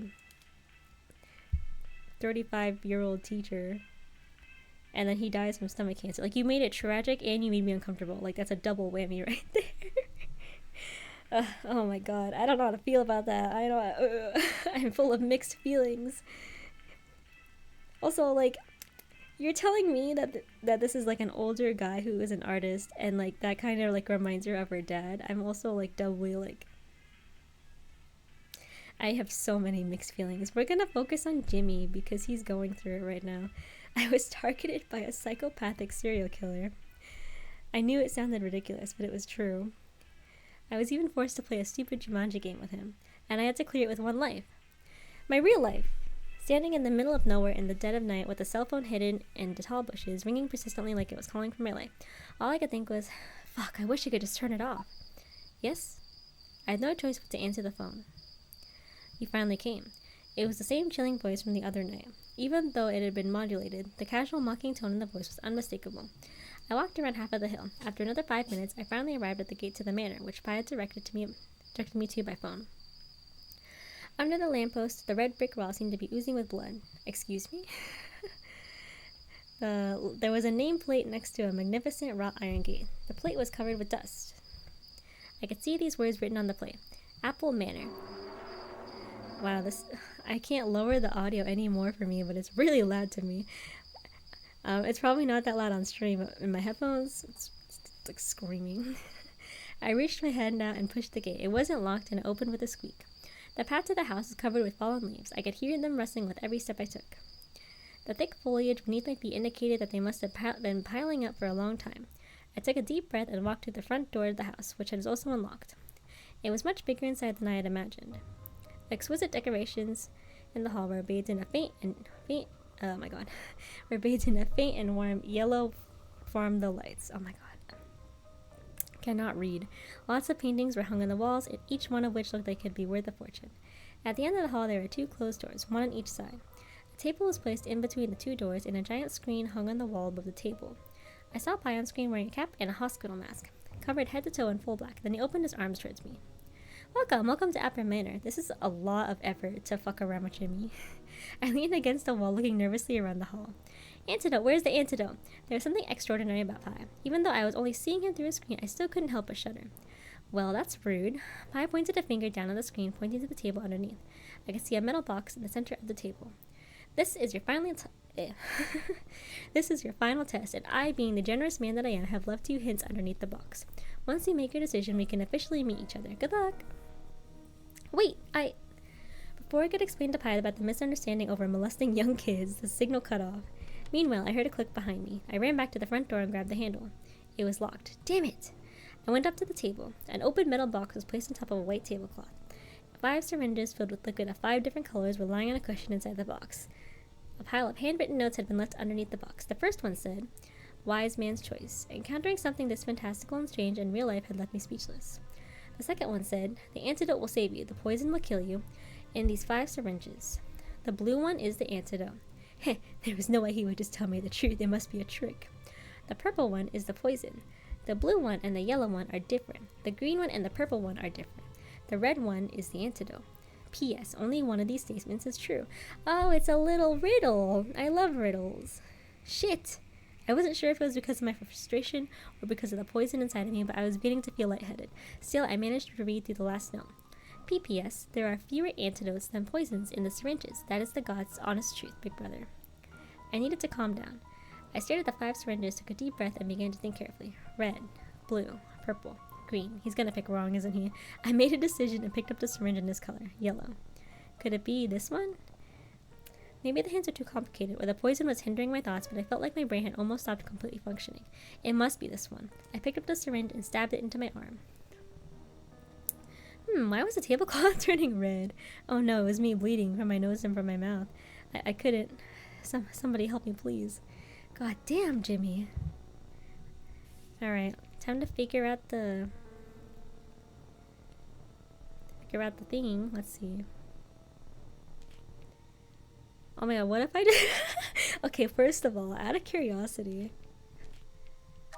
let's see what happens. I'm just really curious. Sorry, Jimmy. I'm gonna fuck around a bit. There are fewer antidotes than poisons. Could this be true? Thinking back to the previous test that I just had, Pi must be playing a trick this time too. Yes, I just figured out the truth. Even though there are more poisons, if I just mixed the poisons and injected them together, the mixer should be able to negate the poison already in me and saved my life. Oh dear. Wasn't it always like this in the Lucian novels? I felt ecstatic about my wisdom and injected the drugs into myself. Yes, I could feel my body becoming lighter already. It felt like shackles had just been taken off of me and I could even fly. I felt so happy. Yeah. I had found the antidote. I was going to be okay. I could go home and keep playing my video games. Look, the angels were already here to greet me. They were flapping their wings and flying around me in a circle, and they were about to help me fly. At least he got high before he died. Okay, now for real, for real.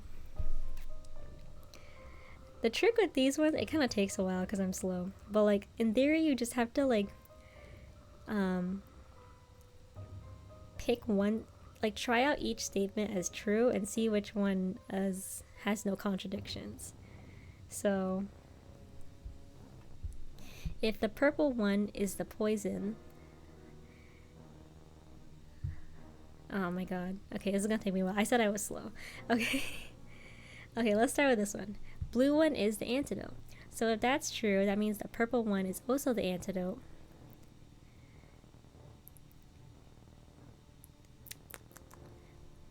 Hold on. If the blue is the antidote, that means the purple one is the antidote. The blue and the yellow are also antidotes. But then the green, that leaves too many antidotes. Because there's fewer antidotes than poisons in the syringes. So I'm inclined to believe, like, how many colors are there? 5? So there has to be at maximum two antidotes. So let's say the second one is true. If the purple one is poison, that means the blue is also poison. The yellow one, well, we know the yellow one's not the antidote, so never mind. The green one, okay, let's just ignore that one. 3. The blue and the yellow one are different. If that's the only one that's true, that means the blue is the poison, purple is antidote. Wait.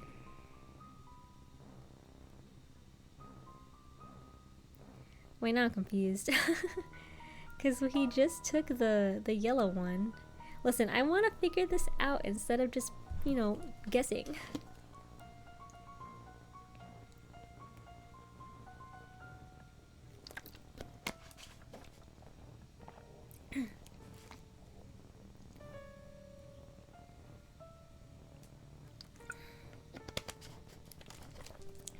Alright.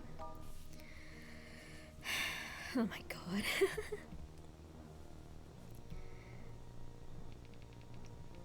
He took the yellow one, which was poison.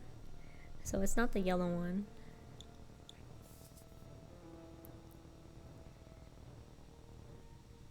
Hold on. So 3 can't be true either. Because if 3 is true, that means blue is poison, which would mean yellow is antidote. So let's do 4.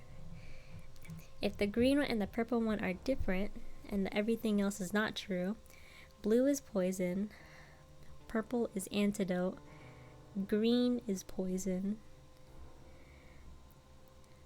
and then that one's false, so yellow's also poison, and red is also poison.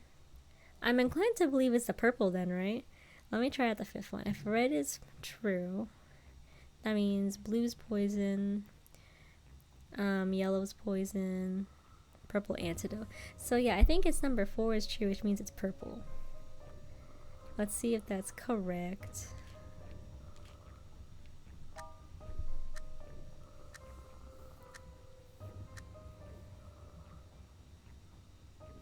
Fuck, I think I fucked up.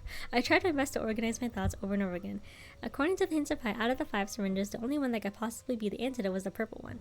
I must be getting tricked. I injected the purple drug into myself, yet I felt a strong palpitation in my heart. I suddenly felt something in my throat and I had to cough it out. To my horror, I saw blood flying out of my mouth. How? Was my reasoning wrong? No, it couldn't have been. My logic was sound. So it must be because of the syringes? Pie had set me up again. The palpitations morphed into an insufferable pain. I couldn't think anymore and fell to the ground completely powerless. One of the side doors opened. A pair of pitch-black, squeaky clean Oxfords stepped into the hall. A masked face, just like the one on the screen, was now incredibly close to mine. What a shame. Game over. Oh no, I think I picked right, but I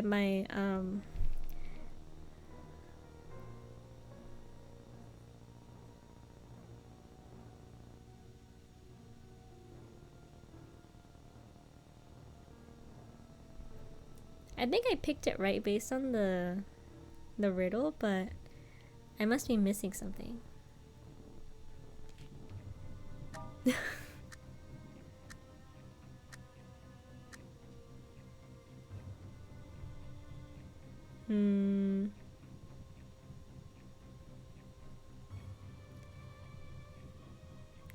If there is no antidote here, then where was it? There wasn't much time left. I grabbed the red one and stabbed it into my arm.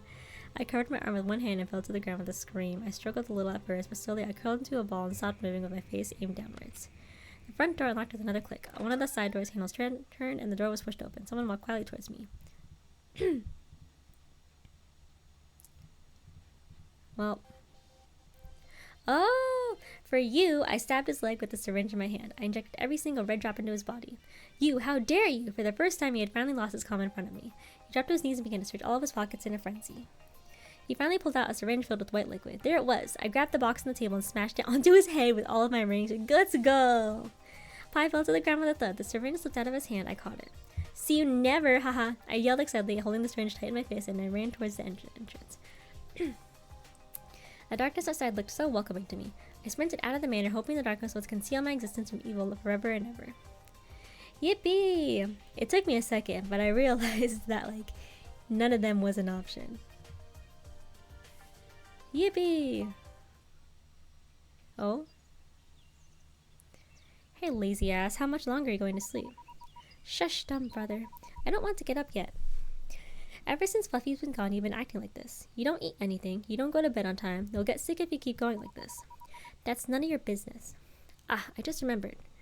I heard that the zoo has some polar bears recently. Want to go take a look? Polar bears? There have always been polar bears at the zoo. Oh, but these are not just common polar bears. I hear that they are released from a Brazilian zoo and they have green fur. Really? Really, the zoo has even doubled the price of their tickets. If you come with me today, I'll pay for the tickets. The bears are only here for a few days. It would be a shame to miss them. What do you say? This fucking liar.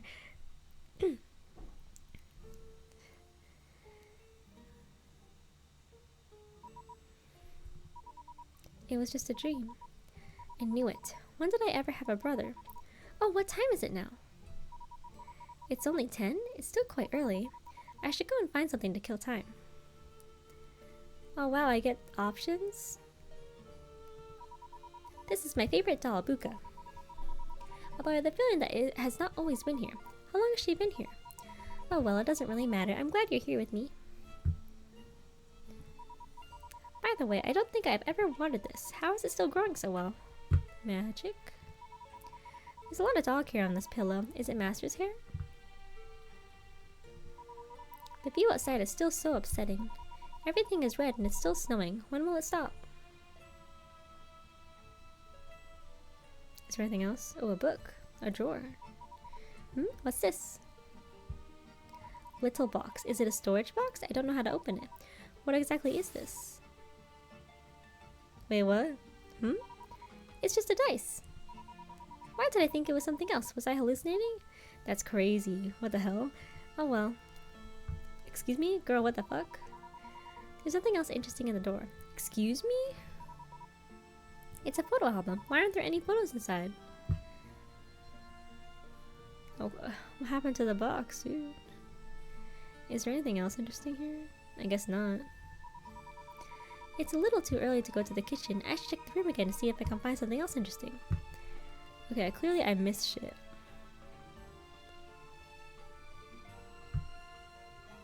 Like what? Oh, another book. When did I pile all these books on the floor? Let me see what they are. The Story of the Isle of Dogs. Midnight Convenience Store. 428 at Deep. Square Lightning. The Assassin. Probability, Random Variables, and Stochastic Processes. I don't remember having any of these books. I know I've forgotten many things, but that last one doesn't seem like a book I would read. Could it belong to someone else? But there's no one else here besides me and Master. It must be his then. Ah yes, what a smart dog. Is there anything else? Is that it? Apparently I'm still missing something. Oh, letters. It is the Master's job to handle these letters and help on the humans. He always stacks the ones that he has read on a shelf. Every time I bring him tea and snacks, I secretly take one with me to read in my spare time. He never notices one or two missing out of so many. Although, I'm surprised by how many I've collected. It's a miracle that he hasn't caught me yet. Wait, there seems to be a note in the middle of the letters. Omnidimensional Probability Generator Instruction Manual. What is this? It seems like the manual to some machine. Attention! Do not misplace the instigator pen. All requests must be entered as text. All descriptions in the request must be objectively accurate. The energy consumption is irreversible. The doodled sketch in this note looks a lot like Master's writing. Oh my god, the fireworks are back! Oh my god. My dog's upset, I'm upset. It's really loud. I think it's closer than it was yesterday. Hold on, I need to comfort my dog.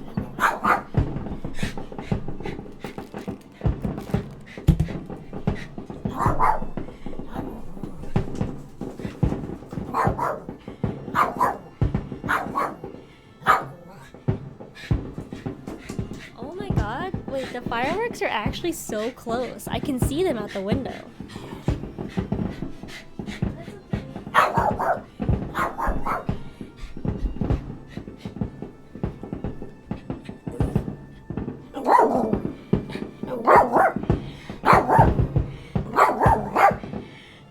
Okay, honestly, BRB, I'll be right back. I'm gonna mute myself.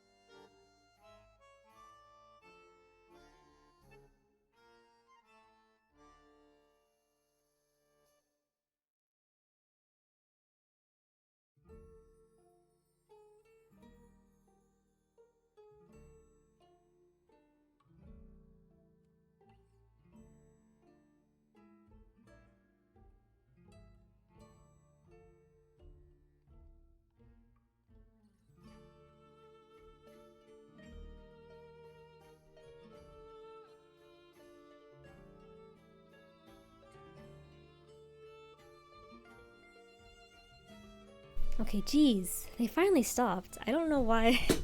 It was just a sudden burst of a bunch of fireworks. And it's a lot closer than I think it is, because I can actually see it out the window. Okay.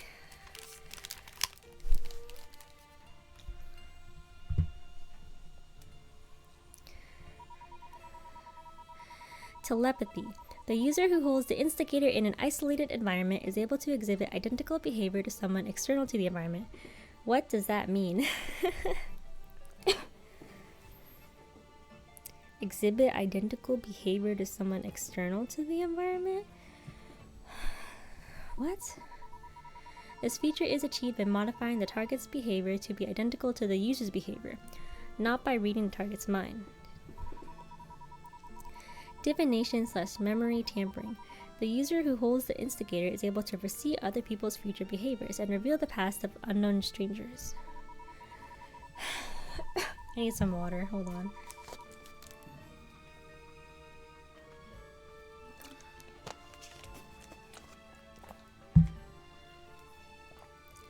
This feature is implemented by modifying the target's future behaviors or past history. It cannot actually predict the future or tamper with one's memories. Wait, huh? Modifying the target's future behaviors or past history? Then how did he erase your memories then? Altering objective past events could lead to unpredictable chain events. Please operate with extreme caution. This sounds like what Master has been doing. Oh, there's more. Resurrection. If it is possible to identify the objective events that have led to the target's death, that death can be prevented by altering the causal links among the chain of events. Teleportation. Ability to teleport. The distance of teleportation does not impact the amount of energy consumed. Nah, that's nice.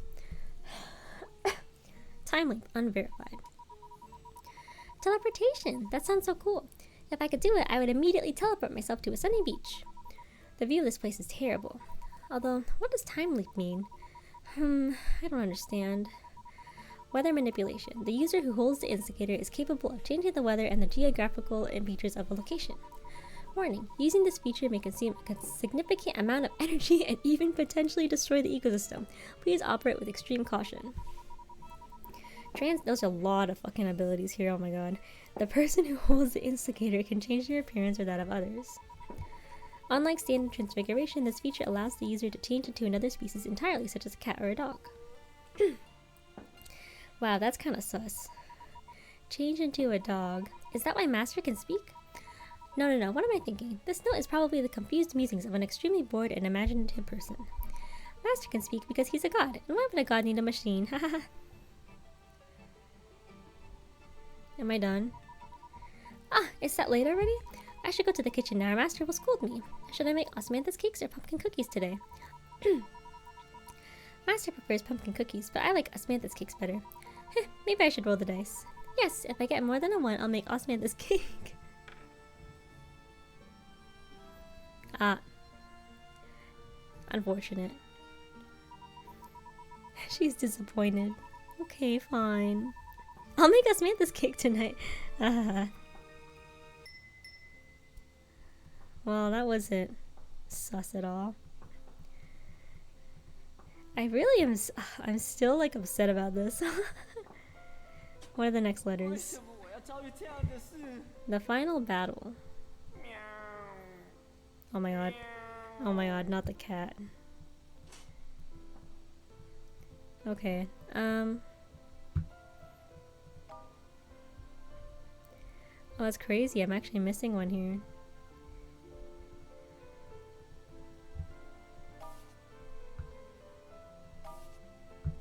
I'm also missing one here. I don't really care enough. I managed to complete hers though. Oh, it's different now. At 19, took a leave of absence from medical school. At 20, dropped out completely. Oh my god. Okay, hold on. At 23, imprisoned by the psychotic serial killer Pi but managed to escape. Under duress, the psychotic serial killer Pi was speeding on restricted roads during a protest. Not charged nor arrested by police. Poisoned by the psychotic serial killer Pi, had to participate in a survival game. Managed to survive. Congrats.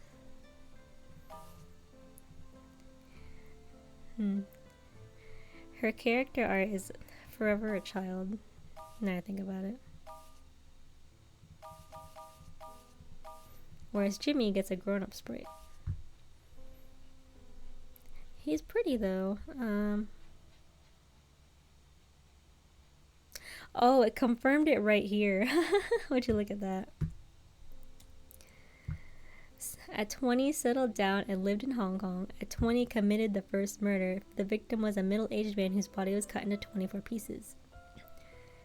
At 20, murdered a young man and cut out his vocal cords. The media went all in with the news pieces about the serial killer, and the police officially denoted the murderer as Pi. He goes under the name of Jack. He's very pretty, but he is unfortunately a little psychotic. I mean, you know, it's fiction, so I'm like, yeah, let's go ahead and kill all the pedophiles and abusers and blah blah blah. But like, he is a little bit excessive. Also, Jimmy didn't do anything. Oh, there's the poor child. I can't see this. Escaped. Killed. Missing ever since. The poor guy. Okay, he's still trying his best.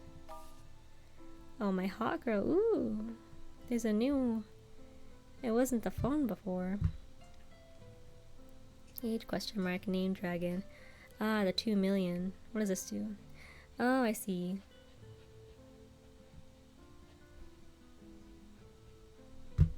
$2 million. Oh, I mean, she's still pretty, but like, man, everyone's going through shit in this story. Oh, the cat.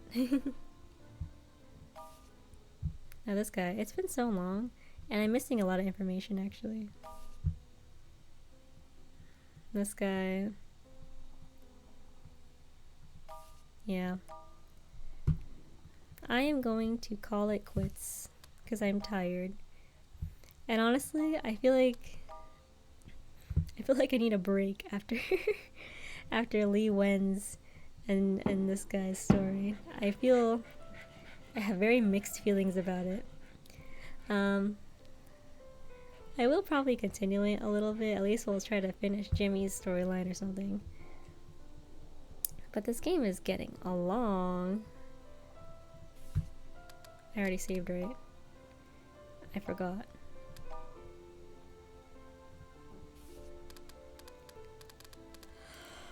Okay. Main menu.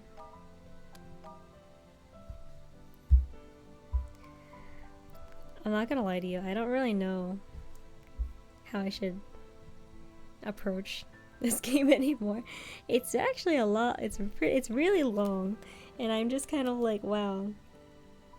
Now that I've like finished my first like storyline for one of the like main characters, I'm like, wow, that was kind of sad. That was kind of like, I don't know what I expected, but like also I have very, very mixed feelings about it.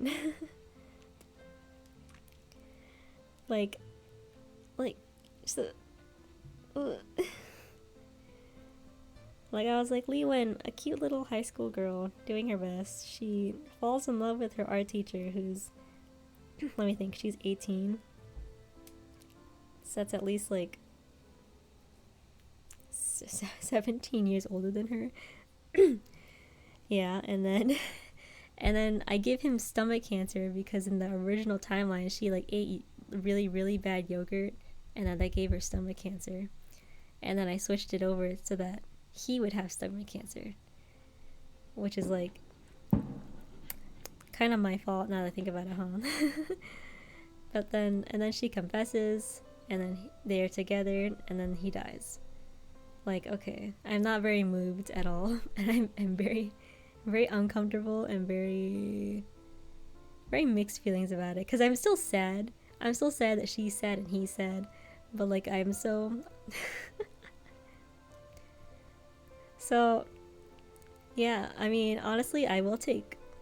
No, I actually have a backlog of games. I'm not taking suggestions. I'm not sure if I'll play it again next time, but I'll still probably continue it. We might need to take another break and play a different game. Anyways, thanks for hanging out.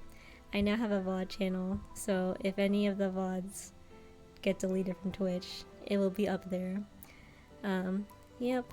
Bye-bye. I don't know if I'm streaming tomorrow. I might.